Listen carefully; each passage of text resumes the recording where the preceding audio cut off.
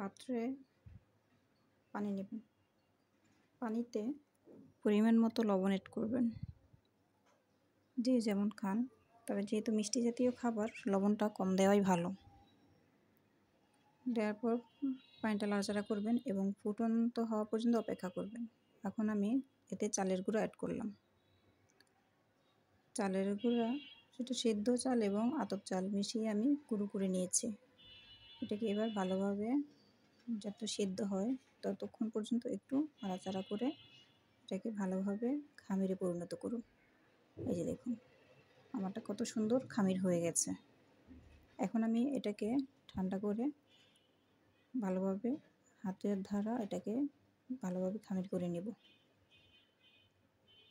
এটাকে খুব ভালোভাবে ম্যারিনেট করবেন যাতে এটা খুব সফট হয়। ভালো করে খেয়াল করুন আমি এটাকে কীভাবে ম্যারিনেট করছি। তারপরে ছোট করে চেলে নিয়ে নেবেন। এই যে দেখেন আমি এটাকে এখন রুটির মতো করে বানিয়ে নিচ্ছি। অবশ্য মোটা করে বানাবেন যেন পুরো হয়। ছোট ছোট রুটি বানিয়ে নেবেন। রুটিটা যেন সব দিকে সমান থাকে, কোন দিকে উচ্চ বা কোন দিকে ন্যাচা যেন না থাকে। এখন আমি বানানো শুরু করলাম। দেখুন একটু তেল লাগিয়ে নেবেন। আর খেজুর কাটার দেখুন যে পিছনের অংশটা আছে আমি ওইটা দিয়েই এঁকে নিচ্ছি। ওইটা দিয়ে আপনি আপনার নিজের মতো করে ডিজাইন আঁকতে পারেন, যে যেমন ডিজাইন আঁকে। দেখুন অনেক সহজ এটা আঁকা, যারা বিশেষ করে নতুন ওদের জন্য আরও খুব ইজি এটা। দেখুন কাটার সাহায্যে আপনি এইভাবে চাইলে ফুলগুলো উঠাতে পারেন, তেমন কঠিন কোনো বিষয় না এটা। হাত ঘুরিয়ে ঘুরিয়ে এভাবে ফুল করে নেবেন। আমারটা অলরেডি হয়ে গেছে।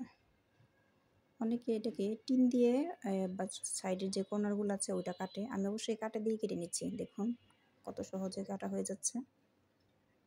কাটা দিয়ে কাটলে কি অনেক সহজেই কাটা যায়, ঝামেলা নাই আর খুব দ্রুত হয়। দেখুন কত সুন্দর কাটা হয়ে গেছে। আমি এখন এই পাশটাকে ঘুরিয়ে এইভাবেই কেটে নেব।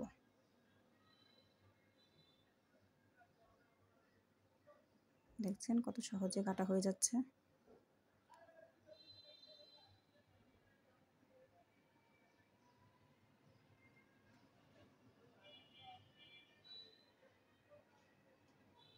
আপনারা চাইলে বাসায় নিজেরা এইভাবে ট্রাই করে দেখতে পারেন। যারা একেবারে নতুন ওদের জন্য আমি খুব সহজ আর সিম্পল কিছু ডিজাইন দিয়েছি, যাতে খুব সহজে ওরা পারে।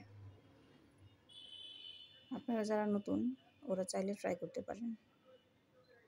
একেবারে আহামরি ডিজাইন যে করতে হবে আমাকে তেমন কিছু না, আপনি যেমন পারেন তেমন ডিজাইন দিয়ে শুরু করতে পারেন। কথায় আছে না যে রাত্রে রাত্রে রাঁধুনি, আর পিঠা বানাতে বানাতে একসময় দেখা যাবে আপনি অনেক ভালো পিঠা বানাতে পারবেন। এভাবে দেখবেন অনেক সুন্দর পিঠা হয়ে যাবে।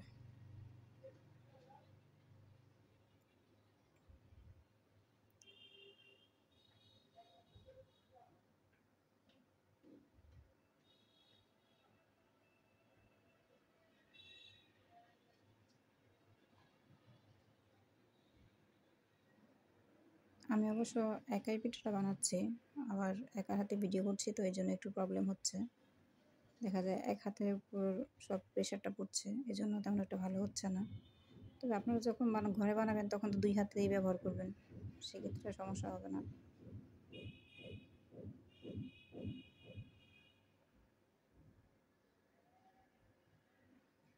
খেজুর কাটা দিয়ে আপনি যখন ঘুরাবেন দেখবেন এমনিতেই ফুল হয়ে যাবে। এই যে দেখছেন এভাবে উঠবে।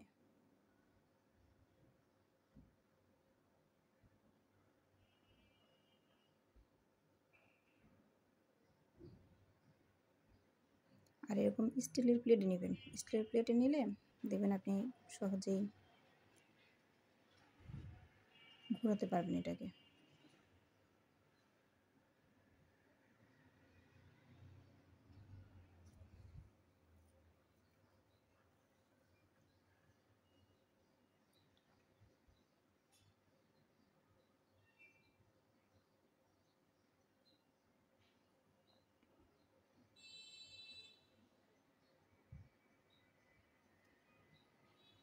আমার অলরেডি বানানো শেষ। এখন আমি এগুলোকে গরম তেলে ভেজে নিব। চুলার আঁচটা অবশ্য তেলটা গরম হওয়া পর্যন্ত একটু বেশি রাখবেন। যখন তেলটা গরম হয়ে যাবে আপনি পিঠা দিয়ে দিবেন, তখন একটু কমিয়ে রেখে আপনি পিঠাগুলো ভাজবেন। খুব দ্রুত অবশ্য পিঠাগুলো ভাজা হয়ে যায়, এত সময় নেয় না। তারপরে এগুলোকে একটু উল্টে পাল্টে দেবেন। উল্টে পাল্টে দেওয়ার পরে দেখবেন যখন একটু লালচে ভাব চলে আসবে পিঠাগুলোতে, তখন এই পিঠাগুলোকে উঠিয়ে নেবেন। আমি অবশ্য পিঠাগুলোকে এখন হয়ে গেছে আমার, আমি এখন এগুলোকে শিরাতে দিয়ে দিচ্ছি। গুঁড়ো শিরাতে দিয়ে বলটি উঠিয়ে নেবেন। এই যে আমার হয়ে গেছে, দেখুন কত সুন্দর পিঠা, গ্রামের ঐতিহ্যবাহী সেই নকশি পিঠা। এটা আপনারা চাইলে সারা বছর রেখে খেতে পারবেন, আবার সংরক্ষণও করতে পারবেন, বিভিন্ন আত্মীয় স্বজনের কাছেও পাঠাতে পারবেন।